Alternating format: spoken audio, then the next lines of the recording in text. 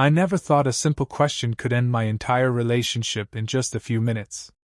That night, I waited for her on the couch, staring at the silent TV, listening to the ticking clock on the wall.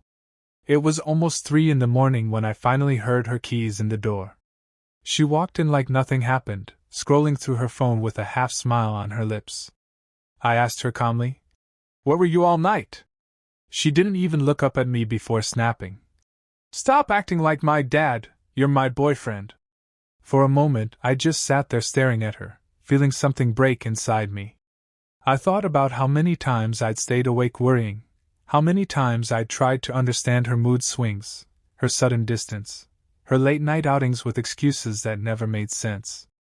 And now, instead of giving me the truth, she was mocking the only care I showed. So I replied softly, "You're right. A dad would actually care." She froze, but I didn't wait for her reaction.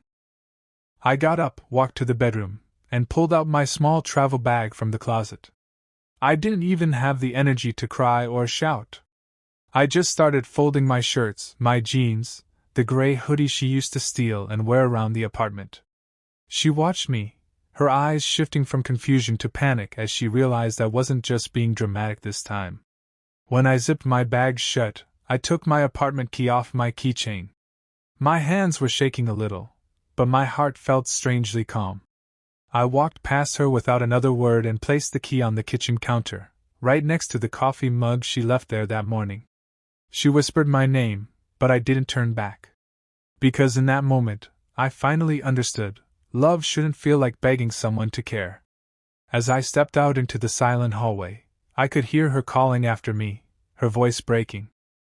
But I kept walking, wondering where I would go next, and if leaving her was the biggest mistake of my life, or the beginning of finally choosing myself. I walked down the stairs slowly, feeling every step echo in the quiet building. My chest felt heavy, but at the same time, there was a strange lightness in my mind, like I had finally stopped fighting myself.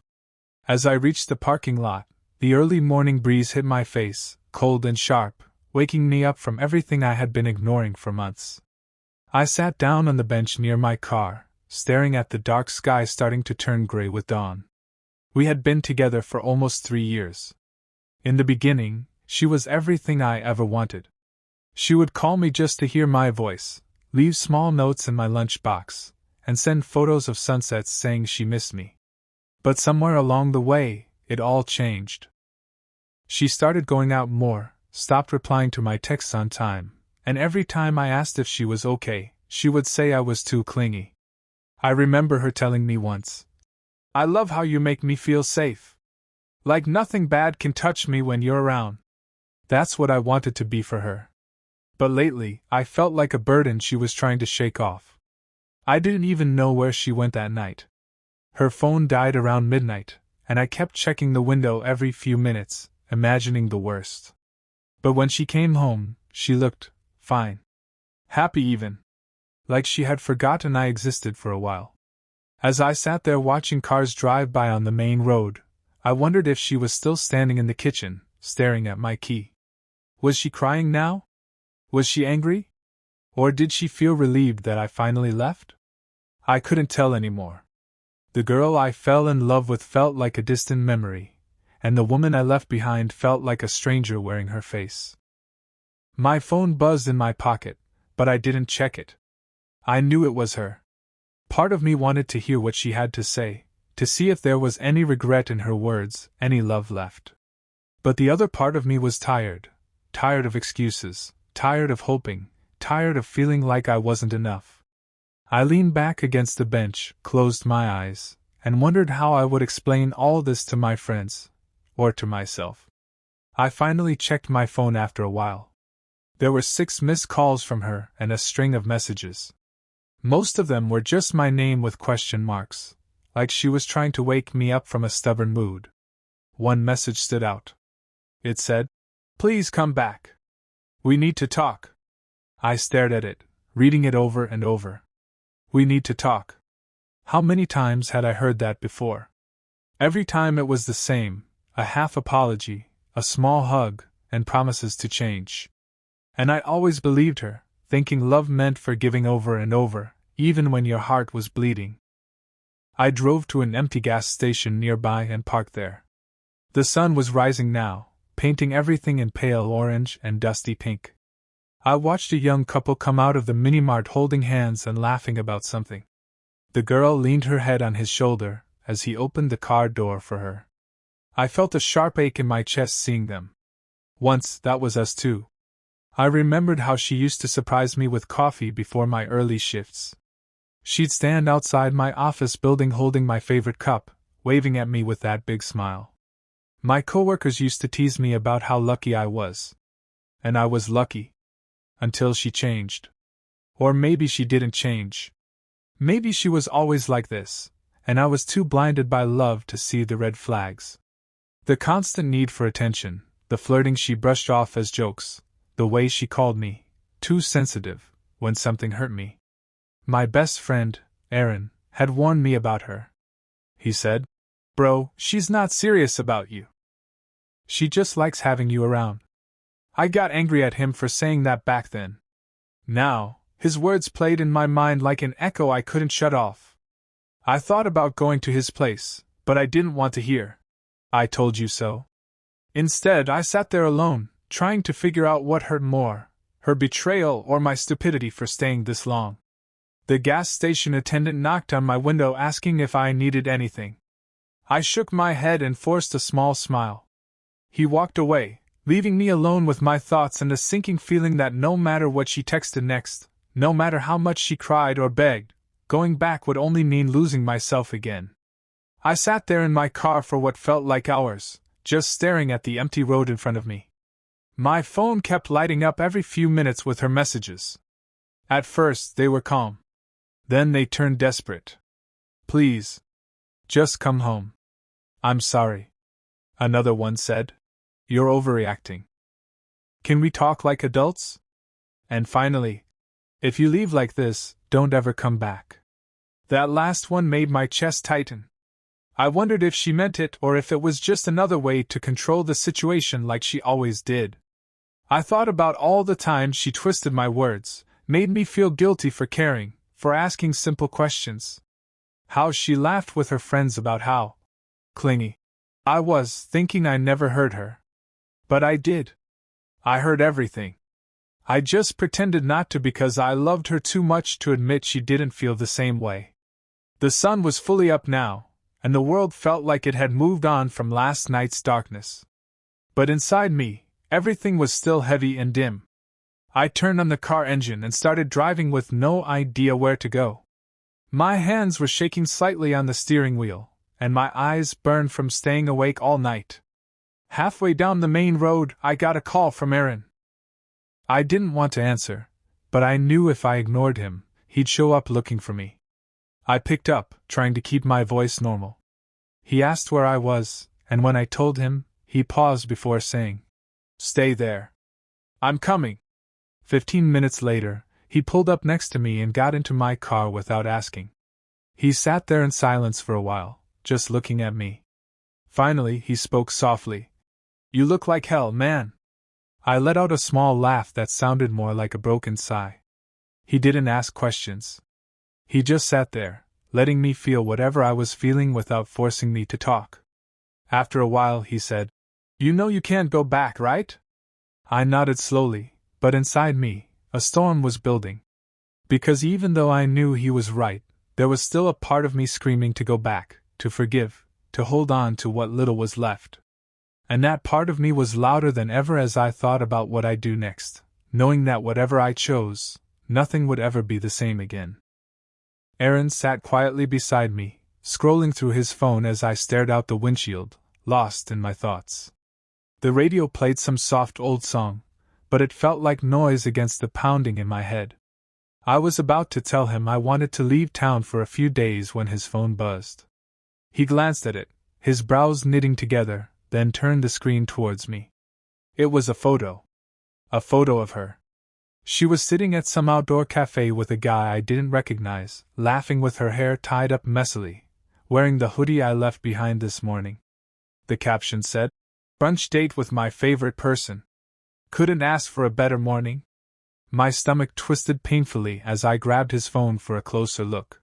The timestamp was just 15 minutes ago. I felt like the ground under me cracked open. She had been blowing up my phone, begging me to come home, acting like her world was ending, but here she was, having brunch with someone else already. My chest burned with anger, betrayal, confusion, and a dull sadness I couldn't even name. Aaron placed a hand on my shoulder and said, "I'm sorry, man. I didn't want you to see it like this.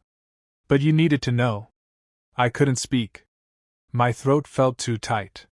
Questions kept crashing in my mind. Who was he? How long had this been going on? Was this why she came home late every night, brushing off my worries like I was crazy? The betrayal felt sharper because I had spent the whole morning blaming myself, wondering if I was overreacting, if leaving her was a mistake. And now this was my answer. Aaron took his phone back and sighed. "She's not worth it, bro. You see that now, right?" I nodded, but inside, everything felt numb. I didn't cry, didn't scream. I just sat there, breathing shallowly, feeling a storm building up in my chest that I knew would destroy everything left inside me. I didn't know what I would do next. Part of me wanted to drive to that cafe and confront her right there. Another part of me wanted to disappear, leave this city, leave this life, leave every memory of her behind. But deep down, I knew one thing for sure: after seeing that photo, there was no going back. And whatever happened next, it would change everything forever. I don't remember starting the car, but the next thing I knew, I was driving towards that cafe, my grip tight on the steering wheel. Aaron kept telling me to calm down, that it wasn't worth it, but I couldn't hear him over the roar in my head. My heart was pounding so loud it felt like it would burst. All I could think was, after everything I gave her, she didn't even wait a day before replacing me. When I pulled up near the cafe, I saw them immediately. She was sitting across from him, sipping her iced coffee, smiling that same smile she used to give me. The guy reached out and brushed something off her cheek, and she laughed softly, tucking her hair behind her ear. My chest felt like it was splitting open. I sat there in the car, just watching them, feeling like an outsider in my own life. Aaron said quietly, "Let's go, man. You've seen enough." But I shook my head. I needed to do this. I stepped out and walked towards them, each step feeling heavy but certain. She looked up when she saw me, her eyes widening in shock. "What are you doing here?" she asked, her voice trembling a little. I didn't look at him. I kept my eyes on her and said, "I just came to say thank you." She frowned in confusion. "Thank you? For what?" I took a deep breath, feeling the anger fade into something calmer and stronger. "For finally showing me who you really are. For making it easy to walk away. I spent so long thinking I was the problem, thinking I wasn't enough. But it was never me." She opened her mouth to speak, but I turned to leave. That's when the guy stood up and said, "Hey man, wait." I paused, turning to him. He looked nervous. "She told me you guys broke up months ago," he said softly. My stomach dropped at his words. I looked back at her, and she was staring down at the table, her face pale. Months. Not days. Not weeks. Months. I felt my knees go weak for a second, but I straightened up, nodding slowly. "Good luck, man," I said to him, and I meant it. As I walked away, the final twist burned in my mind. All this time, I thought I'd lost her today. But the truth was, she'd been gone long before I ever left. I walked back to my car feeling strangely calm, like a storm had passed through me and left only quiet behind. Aaron didn't say anything when I got in. He just put a hand on my shoulder for a second before I started driving away. As we left the cafe behind, I felt like I was finally leaving her behind too. The pain was still there, deep and aching, but the confusion was gone. I knew the truth now, and that truth set me free in a way I never expected. We stopped by a small roadside tea stall. Aaron bought us 2 cups and we sat on a broken wooden bench, watching trucks pass by on the highway. The tea was hot and sweet, and it felt like the first real thing I tasted in days. I asked him quietly, Was it really that obvious all along? He nodded slowly. Yeah. But you loved her too much to see it. That's not your fault. It just means you loved with everything you had. I stared at the steam rising from my cup, thinking about how love can make you blind to everything, even to your own pain. I thought about the times she laughed with me under streetlights, the mornings she kissed my forehead before leaving for work, the nights we lay awake talking about dreams that would never come true. Those memories still hurt, but they also reminded me that I was capable of loving deeply. And maybe someday, I would find someone who could love me back the same way. When we finished our tea, Aaron offered to let me crash at his place for a few days. I agreed, feeling lighter with every mile that took me away from her. As the sun set, painting the sky in deep orange and purple, I felt a quiet hope blooming inside me. I didn't know what my next step would be. Maybe I'd focus on work, or finally take that solo trip I kept postponing. All I knew was that I wouldn't waste another minute begging for love from someone who didn't want to give it. That night, lying on Aaron's old couch with his dog snoring at my feet, I realized something important. Sometimes, walking away isn't about giving up. It's about choosing yourself when no one else will. And for the first time in a long while, I fell asleep feeling proud of who I was becoming.